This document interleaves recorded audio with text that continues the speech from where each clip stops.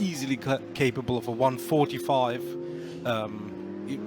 maybe even less. So everybody's still finding their footing, tires being warmed up. That takes, as we have learned across this weekend, at least one, rather two quick laps. So there is still a lot of potential for basically all of those drivers, as Alex Fox has just gone quickest with a 147.021, an M driver. And here we see Axel starting and dive into the pits for the moment. Maybe some minor adjustments made to the car. There we have von Skeltmer being overtaken by Alex Fox, our current provisional pole setter. Another quick first sector. So trying to improve on his previous best time. But obviously, as you can already see, we have 18 drivers on the entry list for this session, and there are 14 of them currently out there. So finding a clean lap is a difficult task, and one that can easily compromise a otherwise very promising lap. It's a very fair point you make. It is a busy track, and track clearance and having a clear track ahead of you is critical when it comes to qualifying. So Alex Fox then is the quickest driver, and as Nico pointed out, he is an AM driver. Then it's Axel Sardingen is second fastest. He's dived into the pit lane. Then it's Mikael Simicik, Boris Gideon, Werner Genter. Alex Fox is on another good lap potentially here. Heading down now towards Rivazza 1, which is turn number 18, as Mikael Simicik now goes fastest with the first sub-147 time. And it was a big margin that he's taken out of Alex Fox's time, some 7/10 as he's delivered a 146.249. Giuseppe Romelli also out on track 2. We're running the timing on Giuseppe Romelli. And there we can see the 172 car climbing uphill now of Giuseppe Romelli, the Rosso Corsa Pellin racer, with the new front end on the car. And it was this driver, Giuseppe Romelli, Nico, I seem to recall that had an off in a free practice session yesterday. Yeah, he did, and that ultimately cost him qualifying and the race, so we didn't see him on the track after that free practice, which was a great shame because he's always one of those feisty competitive racers. So it's great to see him back today, and by virtue of not starting yesterday, he has fresh legs. Certainly has every ambition to do better than he did yesterday, and he should definitely do it as he goes P3 in class. That's as Thomas Gostner, currently not on your screen, makes it a provisional pole with a 145.116, and his daughter Corinna, of 146.192, goes P2 just a second later. You may recall, if you watched the race yesterday, that you saw Thomas Gostner on pole, only to be pushed back into the pit lane and disappearing. And so pole yesterday didn't exactly turn into a great race for him, or any race whatsoever. And his daughter Corinna fell foul of the barriers by dipping one wheel onto the gravel, which pitched the car sideways and ended up. We've got a red flag, Nico. We've got a red flag. Now, where I'm looking from my side of our studio, I can't see the reason for that. No clear indication, no car showing as of yet as stopped on the track. Oh my goodness. Now we have the answer. And it's now Thomas we have Gostner. the answer. That's the car of it's Thomas Gostner, from hero to zero. Pole position, a 145.116, and then beaches it in the gravel, which brings the red flag out. So that car is going to have to be recovered from there, and this is how it happened. Just the back end of the car stepping round, and once that does that, you are a passenger. My goodness, Nico! We don't see those actually connecting with the barriers. Yeah, unfortunately. Rolling over. Yeah, I mean, fortunately not at the greatest speed, but it was enough for momentum to flip the car over. Now, as we've seen so many times, that car is so structurally sound, and it's great to see Thomas walking away from the car. It's obviously would be better to see him in the car racing or qualifying, But certainly the most important thing that he's good and healthy and nothing major has happened. I mean, but as you said, from hero to, well, gravel trap and barrier in a matter of seconds. Yeah. You can see there Eric Prinot looking on. We saw Manuela Gosner, Thomas's daughter, looking on as well. Massimo Pepe, who runs the MP Racing organisation, will be standing by with spanners, I'm sure, ready to try and get that car prepared to be out on track. I mean, to be fair, Nico, as you said, it didn't connect with the barriers at any great speed, but it was enough to tip the car over. And also, goodness me. The Gosners have not had a lot of luck this weekend, forgive me, Nico. no, not at all. They've shown great pace, but yesterday none of them finished, neither David, who didn't start the race. Thomas was on pole position, but didn't even join the formation lap. And as you said, Corinna had an incident yesterday, and now Thomas with another incident. The problem is, as we said, the impact wasn't so hard. However, the car impacted basically on all sides. So it's not only the front or the rear, but it's the roof, the front, the rear. So they'll need a lot of spare parts to get that car back for the race, which is in 4 hours and change. So it's not a long time away. No. So here we can see it again in slow-mo. And well done to our cameraman who followed this perfectly. And there you can see it was just the force of the impact, which wasn't that great, that just tipped the car onto its side and then rolled over. And good to see that Thomas Gosner gets out of the car completely and totally unharmed. Such is the very, very strong emphasis that's put on the integral safety of these cars. And that was the reaction inside the MP Racing garage. Nico MP, the team with, as I say, Massimo Pepe at the top of the table in terms of having to try and organise and get that car back out again. Now, we could see the first instance here, and I'm just conjecturing whilst we've got time on our side, Nico. And there is Corinna Gosner, Thomas's daughter, and Manuela, other daughter, talking to her now. We know that Thomas is okay.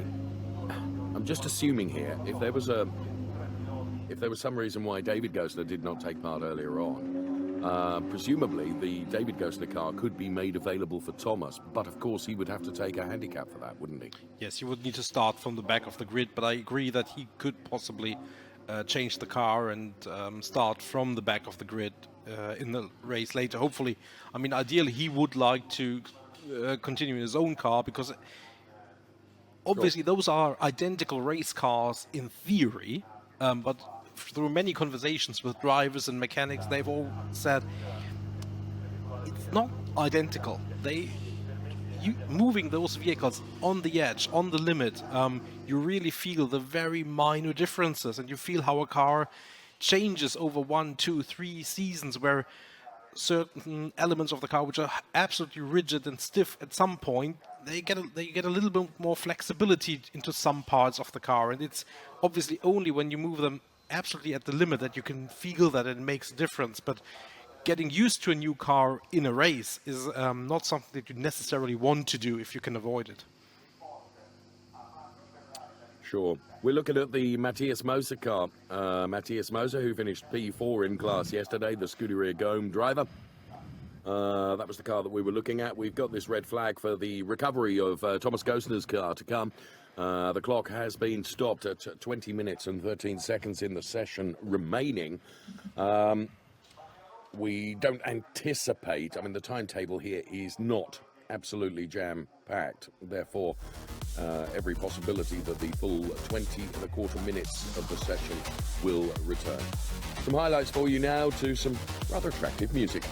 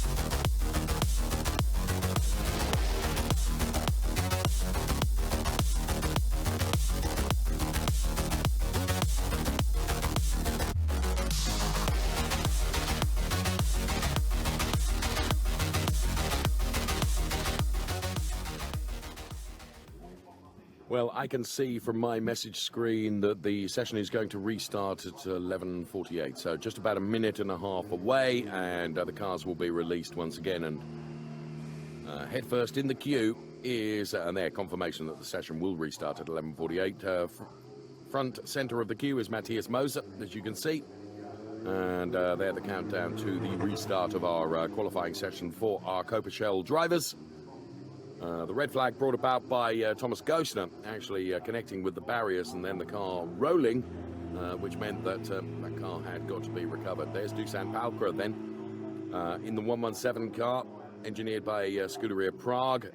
And Dusan Palkra, not where I would expect him to be in terms of the lap times that he's put in thus far. Dusan Palkra finished on the podium P3 yesterday. There's the 122 car of Miroslav Fajbo, who didn't finish the race yesterday, so we'll be hoping for better luck. He too is engineered by the Scuderia Prague team. And they're the 173 car of Corinna Gosner. Now this, Nico, puts my idea into a cocked hat, because Corinna Gosner, who damaged her car yesterday, is actually in the David Gosner car, so there's no way that Thomas Gosner is going to be able to use that car unless he calls rank in terms of family seniority. No, he wouldn't do that. Oh, but you make a very valid point there. So that could be a difficult discussion family internally between Thomas and Corinna, as we're about to go green again. Beautiful livery on that Claudio Schiavone car. He was the one who... I agree with you. He was the one who didn't quite make the overtake through the Variante Alta stick yesterday and spun around trying to do so.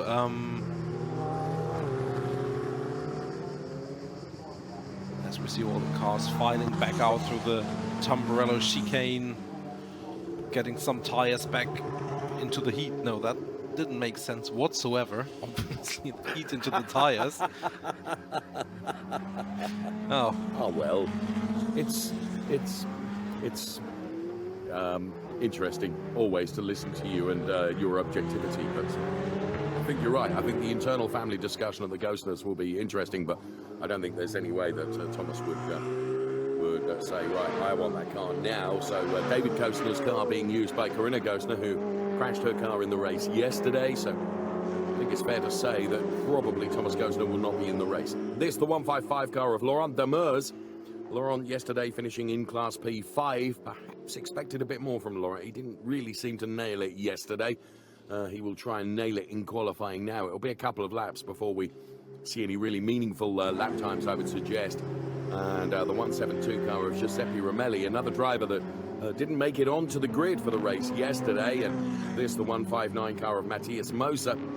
Matthias, the German driver, being run by Scuderia Gome, finished P4, so just off the podium yesterday. So we'll be hoping for better things potentially today. Von Skeltermar just being passed there by, I think, the car of Roger Grols, who was victorious in the race yesterday for Kroijmans Automotive. And of course, he needs to put a good lap time in for his grid position. We're on board with Von Skeltermar. And it's now, I would suggest, that's the start of any meaningful lap times, as the drivers have put one lap in the book. So we'll run the time ticker on Roger Grols and also Von Skeltermar. Roger is currently third fastest in terms of the Shell drivers. Thomas Gosner and Corinna Gosner both ahead. That was before the session was closed. Von Skeltermar just running in exactly the wheel tracks of Roger Grols yesterday. Von Skeltermar in the 177 car was on the podium, P3, but was leading the race and was overtaken by Roger here for race out Kroijmans. So Grols it is that's pushing hard in this session. There's the target, 56.842 for the cumulative lap time. Hasn't been met, I would suggest. Von Skeltermar also pushing in the 177 car.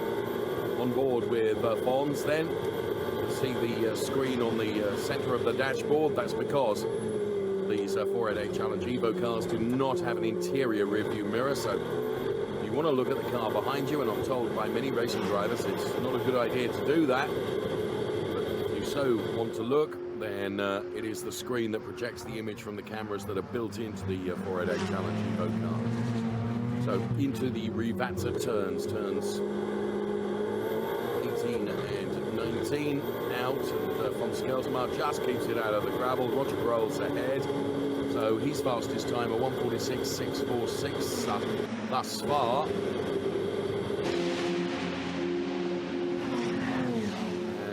There is an improvement at 1:46.589 now, and von Skeltmar with a 1:46.924. Still the ghost of pairing of Thomas and Corinna who are fastest, but additionally we should mention Michael Simoncic and Matthias Moser, two of the AM drivers that thus far are quicker than the two Shell drivers that we see out on track at the moment, Nico.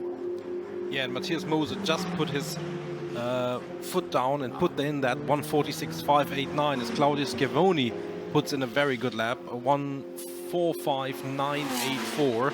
That elevates him all the way up into P2. I think we will see those times coming down now bit by bit for many of the drivers as the tires get into their optimum operation window, and we might not. This could be no.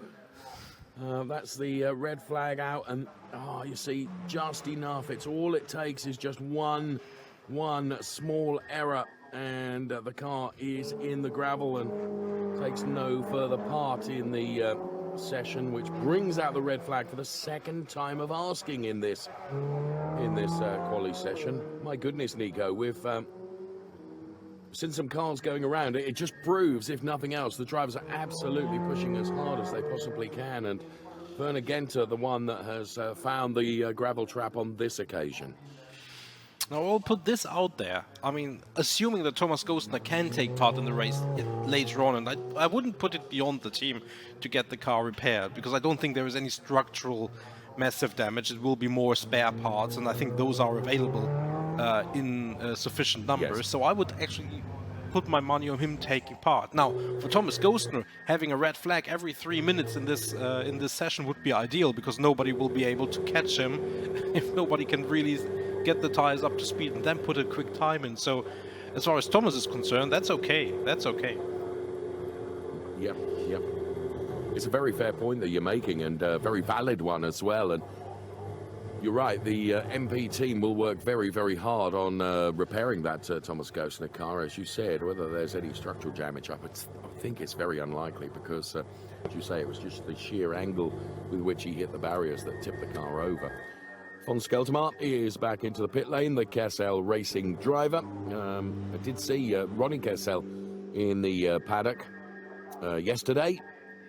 The team run by Ronnie, and also Nicky Kadai, himself a former Challenge star and big GT racer. And von Skeltmar racing the 177 car that we zoom into now with the famed Shark's Teeth. It's been something of an enigma with Fons, who has Shark's Teeth on almost anything and everything to do with his racing, from kit bag to crash helmet.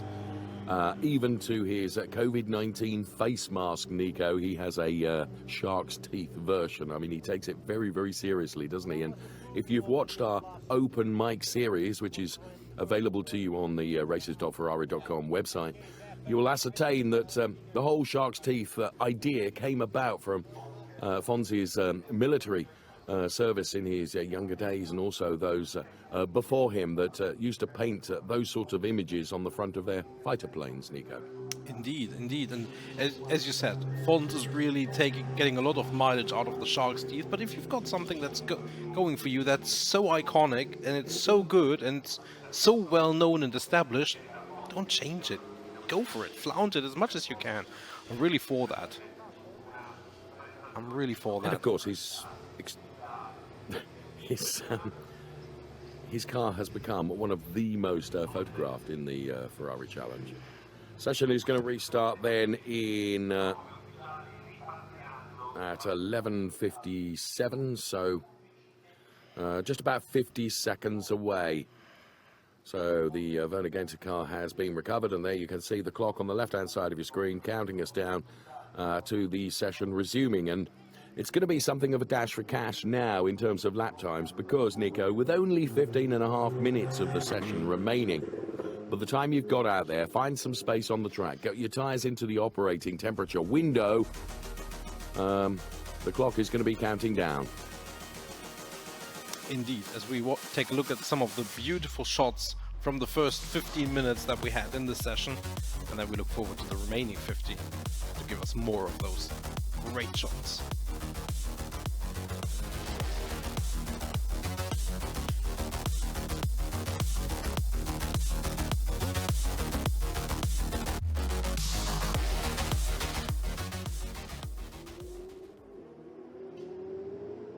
So cars released once again then to resume their qualifying session for the Ferrari Challenge Coppa Shell drivers as the cars roar out of the pit lane here at Imola. Just some harmless high cloud around, as you can see. The weather conditions absolutely perfect for racing. And the 109 car of Ernst Kirschmeyer, who in truth has not set a time. So Ernst Kirschmeyer needs to get about this and try and find some space on the track. And Ernst Kirschmeyer, yesterday in the race, finished P2. Drives for the Baron Motorsport organisation, run by former Ferrari Challenge champion Philippe Baron, who is ever present in the paddock and certainly pushes Ernst for all his worth. There, the 155 car of Laurent Demers, who currently is down there P15 overall in terms of the timing chart at the moment, which you can see on the left-hand side of your screen. Here comes von Skeltermar then, making his way out of the pit lane. So in second gear then, ready to give it a footful on the loud pedal as soon as he's past the lighting gantry, which is there on the left-hand side. And sure enough, he does dutifully give it a footful and makes his way out of the pit lane. Of course, always observing the white line, which you have to keep the right side of. And this is Boris Gideon, who is fourth fastest in terms of the AM drivers. Boris Gideon, good to see him back in the Ferrari Challenge. Finished P6 yesterday. Shortcuts the kink on the start-finish straight. And we'll go for another lap now, having generated sufficient temperature into the tyres. Or, I use Nico's analogy, he's generated enough tyres into the temperature. Well done. Well phrased. Couldn't resist it. Couldn't resist it. Aren't you not tired of Formula that? Racing. Oh. Delve into your German humour bank, which is never a good idea. We have just under 13 minutes of the session remaining. Of the session that is being led by Thomas Gosner, who will take no further part in this session because he inverted his car through the gravel, which means that car is now back in the pit lane. Whether anyone's going to be able to get near to that 1:45.116 time, well, Claudio Schiavone has come closest with a 1:46.984, so some 8/10ths down. We're running the ticker on Boris Gideon and also Ernst Kirschmeyer. Ernst Kirschmeyer, who needs to get the hurry up because he needs to set a good time to give him a great grid position to potentially better his result yesterday of P2 and take the race win. That's, of course, what he will be motivated to do. As Boris Gideon now comes down this very downhill section before heavy braking into turn number 18. Ravazza 1. Quick blast of the throttle before Ravazza 2, where the exit is utterly crucial. I was going to say critical. That would have been something out of Nico's dictionary, wouldn't it? It's utterly critical. You've got to get it right. So over the timing line and improves a position to go to P3 in class. So it's only Michael Simonchik and Matthias Moser that are quicker. Ernst Kirschmeyer, he crosses the timing line and immediately goes P2 with a 1:45.601. So just under 5/10ths slower than the time set much earlier by Thomas Gosner. That was a good one-lap dash from Ernst Kirschmeyer, Nico. Yes, absolutely. And Ernst has proven over the last year and a half that he's really great at race pace. Traditionally, he's been more featuring in wet races. I remember him winning in snowfall in Spielberg last year, obviously. Spielberg in Austria, one of his home races. But he's really showing that also here on the dry track with the new car, he is out and flying and put in another very good personal best first sector. So he might challenge for that provisional pole position on this lap, going down from the Piratella to the Acqua Minerale second sector.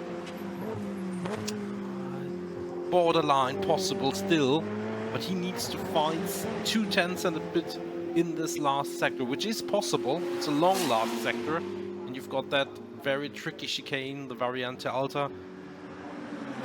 Did that nicely, good exit. Now running down to the Rivazza turns, 2 little kings, nothing to take your foot off the pedal. Hard braking, good exit. But even more important, this exit is critical for that long semi-straight.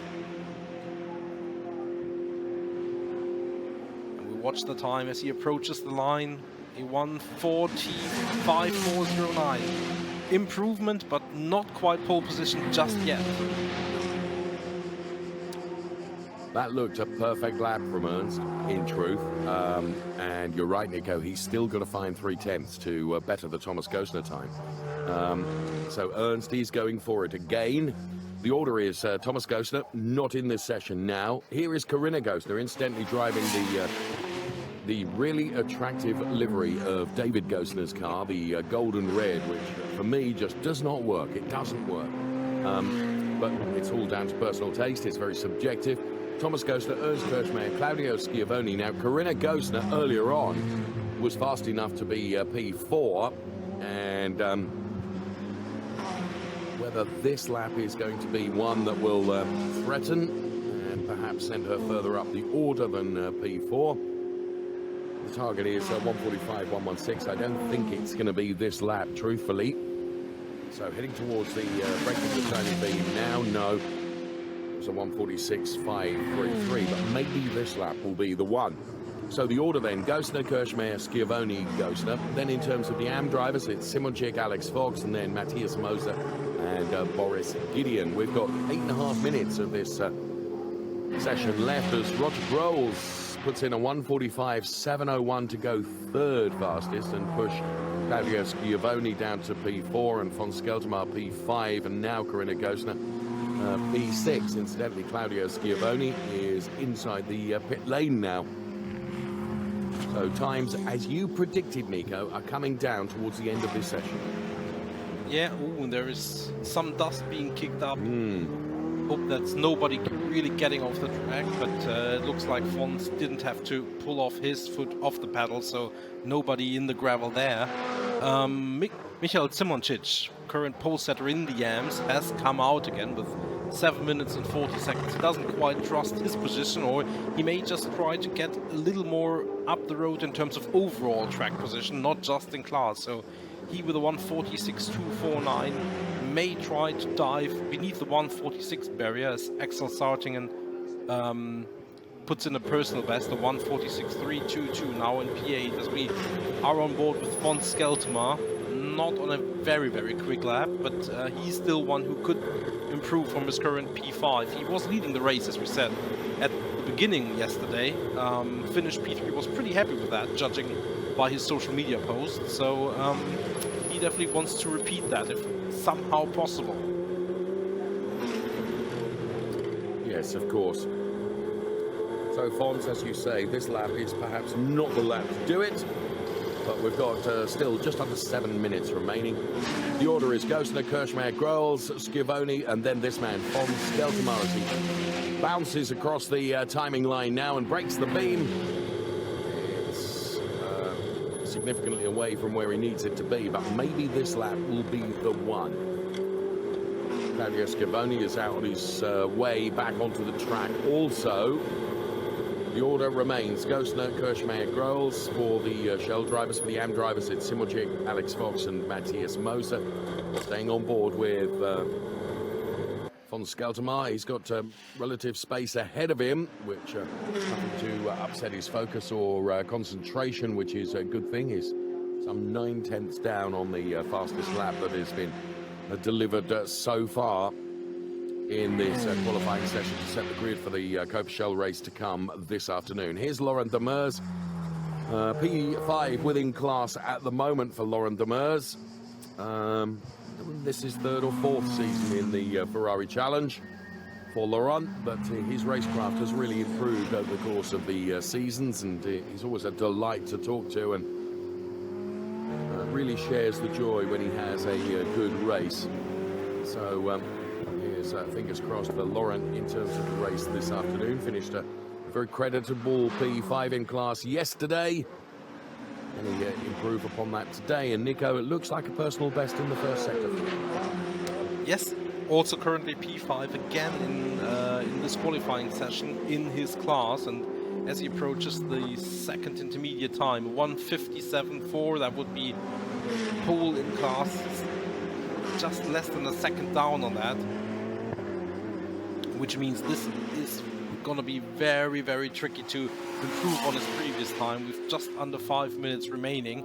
That means he has another lap or two remaining to do it, but this is not going to be the one by all appearances for him. But even more important to get through these final two turns in a way that allows him to get the maximum speed. Just goes around there. Keeps it on the gravel mostly. That means no safety car, but that has already compromised his next lap, because he will not have the grip to get through this turn in a way that will allow him to get maximum speed for the next lap. So to his displeasure, he will have to do the entire next lap just preparing for another one. So this is actually, in this situation, possibly the worst point that you can make a mistake and lose the momentum if all you want is to set yourself up for the lap that's coming up. It's a very good point that you make, and there we can see the Laurent Demers car going around. It was a good save from Laurent, to be fair. He didn't get beached in there and was able to recover okay, but excellent point Nico made, that actually whilst the exit here, or the exits here, are absolutely critical for the particular lap you're on, they're also critical for setting yourself up for the next lap. So Laurent has got to do yet another lap before he can really put another good timed lap in, which will probably be his last lap of the session, because we only have 3.5 minutes of the session remaining, so every single second is critical. Gosner, Kirchmeier, Groels, then top three in terms of the Shell drivers, and then it is Simonchik, Alex Fox and Matthias Moser, the top three in terms of the AMs. Now Claudio Schiavone would like to be in the top three, and again not convinced that this lap is going to be the one to do it. He's some 8/10ths down. The Nicky Hassler driver, who showed such aggression and determination yesterday, and an overtake just didn't quite work against von Skeltermar, which pushed him further down the order than probably he deserves, but you have to take your chances, and he did take his chance, and unfortunately on this occasion it didn't work out for Claudio Schiavone. So at the moment it is a second row start for him, unless he can improve on this time. And with this lap and the way it's progressing, I'm not convinced that this will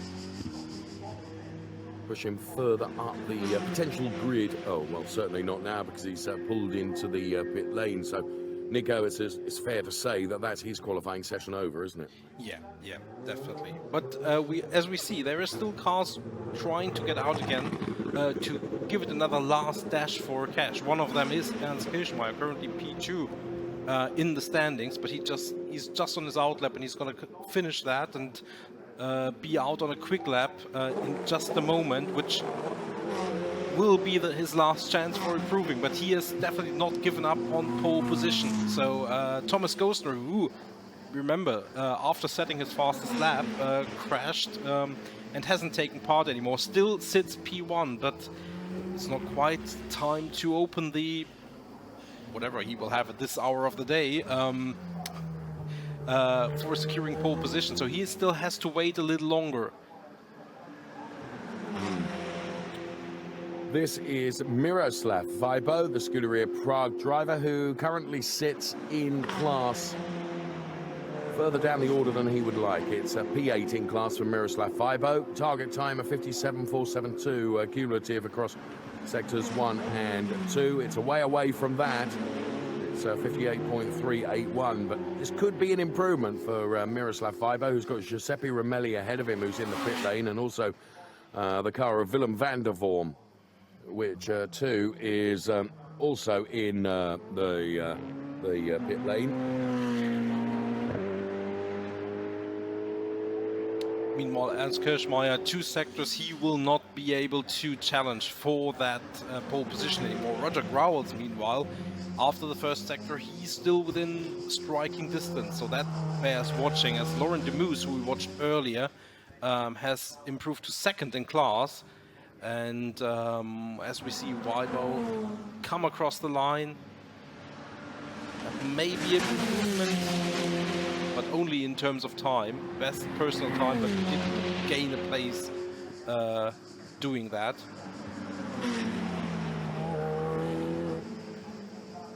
Well, the checkered flag is out on the session.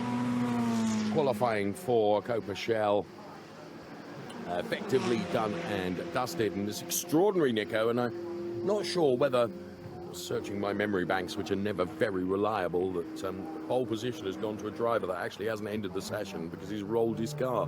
Can't ever believe that's happened before. It's been a long time, if it ever has happened. I would agree with that. Von Skeltemer, incidentally, leapfrogs 2 drivers, finishes P4 on his last gasp attempt, the 1:45.888. Roger Growls, no improvement, stays P3. So looking at the timing screen, I don't think there is anybody who will be able to challenge for set pole position, and it's Thomas Gostner if his team can get his car together onto the grid, and if he can start today. I mean, we've had drama even with him being on the grid yesterday. It's not breaking the Gostner's way this weekend, so that race this afternoon may be the opportunity to set all that to right.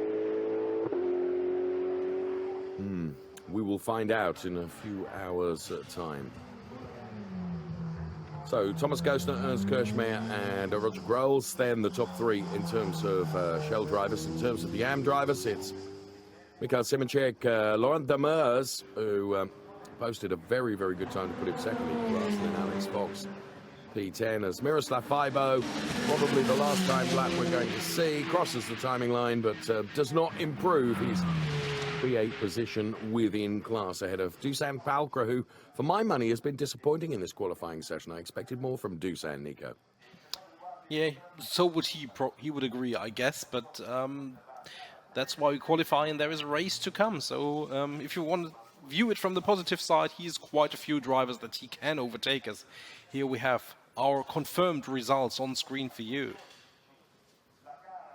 He is a good overtaker, there's no question about that. Thomas Gostner, Ernst Kirschmeier, Roger Growls, then the top Shell drivers, and the top AM drivers, Mikhail Simonchik, Laurent Demers and Alex Fox then.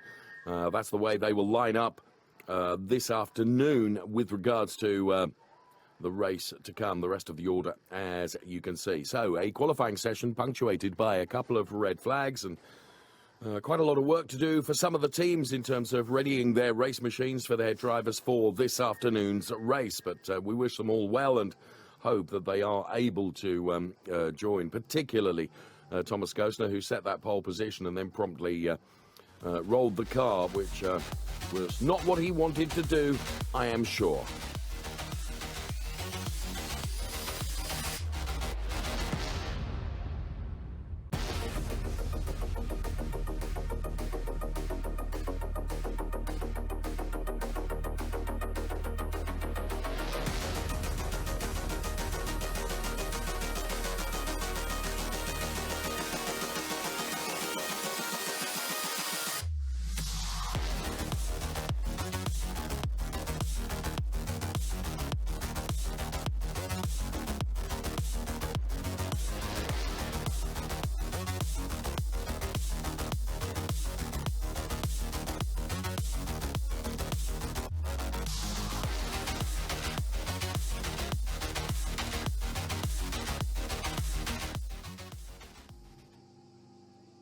So some good shots there of our qualifying session. Please make sure you join us for our next on-track action, which will be the Trofeo Pirelli Race 2, 1200 GMT, as you can see. From Nico and from myself, thank you for watching qualifying, and we'll see you for 2 races this afternoon, Trofeo Pirelli and Coppa Shell. Bye-bye for now.